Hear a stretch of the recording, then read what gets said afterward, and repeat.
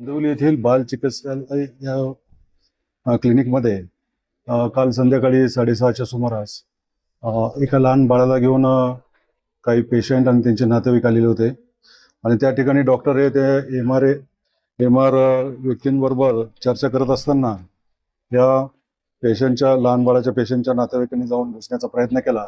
त्या ठिकाणी असलेली रिसेप्शनिस्ट जी या गुन्ह्यातली फिर्यादी त्यांनी त्यास रोखले असता आरोपीने त्या रिसेप्शनिस्टला म्हणजे फिर्यादीला शिवीगाळ आणि दमदाटी केली, तसंच हल्ला केलेला आहे आणि अश्लील शिवीगाळ केली. या ठिकाणी या प्रकरणी मानपाडा पोलीस स्टेशनमध्ये आलेल्या तक्रारीवरून